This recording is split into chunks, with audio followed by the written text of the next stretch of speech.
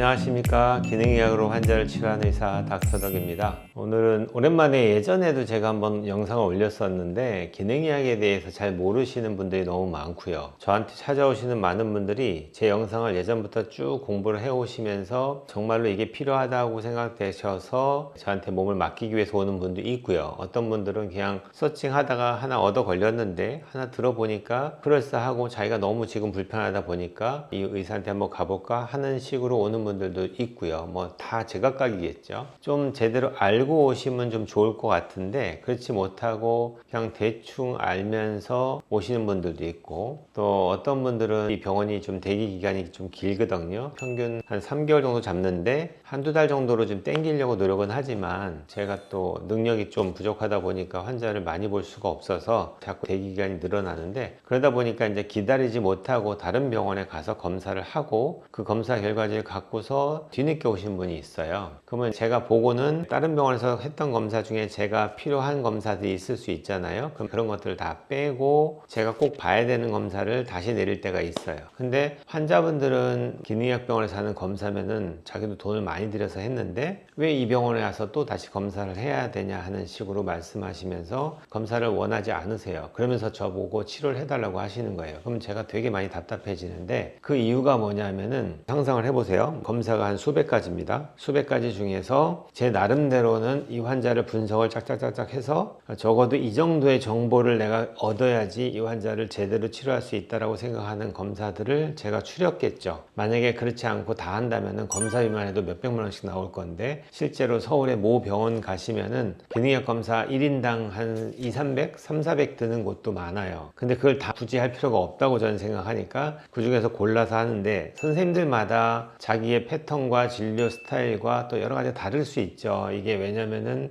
정형화된 어떤 프로토콜로 돌아가는 게 아니고 여러 가지 각각의 파트별로 공부를 하면서 그거에 맞춰서 자기가 진료를 하는 데 있어서 적용을 하는 과정에서 어떤 검사를 하는 병원이 있고 어떤 데는 이 검사를 하지 않는 병원도 있어요. 그걸 저는 뭐라고 하는 게 아니라 병원마다 선생님 스타일이 다르다는 거예요. 그래서 그 스타일대로 치료하는 것들을 저는 존중하는데, 저는 제 나름대로 진료를 하는 데 있어서 필요한 정보가 있어서 그 검사를 통해서 그 정보를 얻어야지만 이 환자한테 바른 채팅을 해주고 바른 교육을 해주고 그 다음에 바른 치료 스타일로 제가 끌고 갈 수 있다라고 보는 거거든요. 근데 검사 결과가 보니까 많이 미흡해요. 그래서 제가 제 나름대로 또 검사를 똑같은 건 다 빼고 이것만 하겠습니다 얘기했더니 환자분이 나는 검사를 다 한 것 같은데 또 하는 거 나는 부담이 된다 이러면서 치료만 해줄 수 없냐 이렇게 얘기하시는 거예요. 그러니까 그게 좀 알아주셨으면 좋겠는 게, 제가 필요 없는 검사를 하는 의사도 아니고 또 다른 데서 했던 검사를 리피트할 필요가 없는 걸 막 제가 우리 병원에 왔으니까 또 하세요라고 얘기하는 의사도 아니거든요. 그럼 적어도 저한테 이제 몸을 맡기고 바른 치료를 원한다면은 적어도 자신 몸에 대한 바른 정보를 줘야 되잖아요. 근데 그게 환자분이 얘기하는 정보도 있고 검사를 통해서 얻어지는 정보도 있어요. 그러다 보니까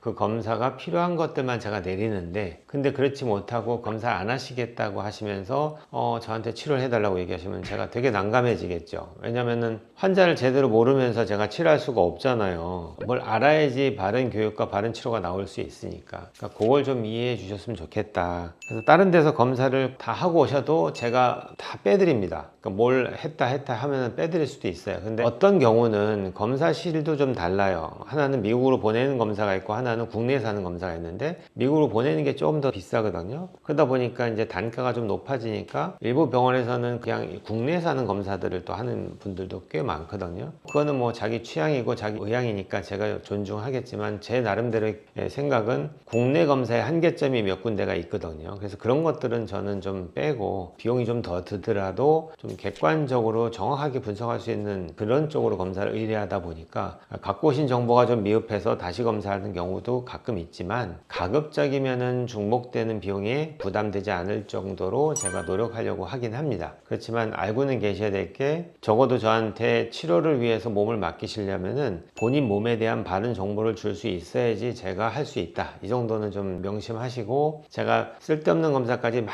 해가면서 진료비를 부풀리는 의사가 아니거든요. 없거든요. 그러니까 이 환자를 치료하는 데서 이 정보가 꼭 필요하다 이런 검사를 주로 메인으로 하기 때문에 그렇게 좀 알아주셨으면 좋겠고, 기능의학이라는 얘기를 이제 많이들 물어보시는데 그냥 쉽게 설명해서 서양의학이잖아요. 동양에 있는 의학은 한의학이죠. 그래서 서양의학에서 넘어왔다 보니까 서양의학에서 이거 부를 때 펑셔널 메디슨이라고 불러요. 펑셔널, 이걸 이제 기능적 의학이다 이렇게 불러서 한글로 바꾸다 보니까 기능의학 이렇게 된 건데, 그럼 이런 학문이 따로 있느냐? 어떻게 보면은 의료 시스템 정도를 다 이해를 하셔야지 이게 이해가 되는 단어다 보니까 이게 설명하자면 너무 길어지는 거예요. 의학 역사부터 시작해서 이걸 다 알아야지 어느 정도 이해가 될 수 있거든요. 지금 현재 의료 시스템이 돌아가는 거는 각 파트별로 나눠서 뭐 뇌면 신경외과, 또 뭐 내과 분류도 나눠지죠. 내과 중에서도 뭐 심장을 보는 심장내과가 있고, 장만 보는 소화기 내과가 있고, 내분비만 보는 내분비내과. 워낙 이 몸이 방대하다 보니까 이걸 다 한 사람이 다 할 수가 없잖아요. 그러니까 다 나눠놨어요. 각 파트별로 나눠놓고 그 파트별로 자기 전공 분야를 만든 거죠. 근데 이렇게 하면 여러분이 생각해 볼 때 그거는 잘할지 몰라도 이 인체라는 게 유기적으로 연결돼 있는데 하나를 잘한다고 해서 나머지를 몰라도 되느냐? 그건 아니거든요. 예를 들어서 내가 두통이 생겨도 이 두통의 원인이 손가락 때문에도 올 수 있다는 거예요. 그러면 우리가 맨날 머리만 연구해 가지고는 답이 없잖아요. 그러니까 그렇듯이 이걸 다 시스테믹하게 연결시킬 수 있어야 되고, 두 번째는 현대의학의 발달 과정에서 의학에 너무 많이 치중되어 있는 부분이 분명하게 없지 않아 있어요. 그러니까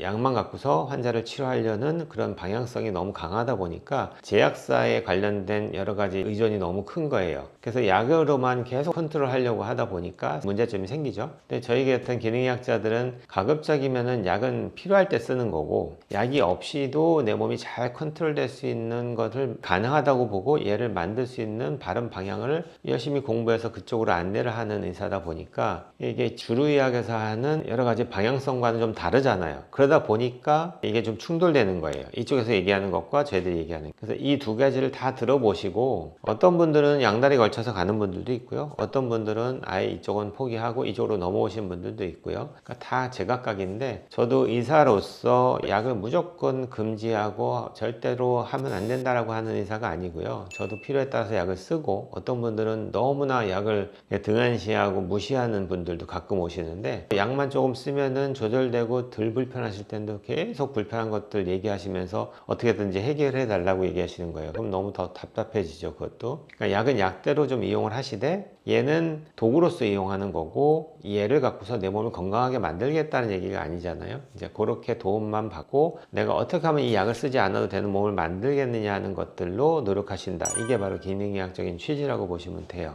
그렇게 정확하게 이해를 하시고 병원을 찾아오시면 좋겠다라는 생각으로 오늘 한 번 더 말씀드리겠습니다. 온 국민이 건강해지는 그날까지 닥터덕은 여러분과 함께 합니다.